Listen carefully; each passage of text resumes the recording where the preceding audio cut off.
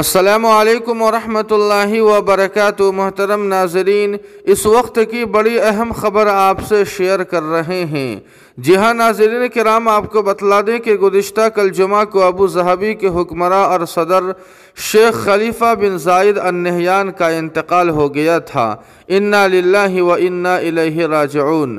آپ کو بتلا دیں کہ شیخ خلیفہ کے انتقال پر بھارت کے وزیر اعظم نریندر مودی سمیت راہل گاندھی نے اظہار تعزیت کرتے ہوئے آج یعنی ہفتے کو ایک دن سوگ منانے کا اعلان کیا ہے۔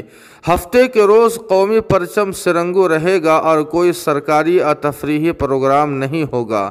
ایک سرکاری بیان میں کہا گیا ہے کہ متحدہ عرب امارات کے صدر اور ابو ظہبی کے حکمراں عزت مآب شیخ خلیفہ بن زائد النہیان انتقال کر گئے ہیں۔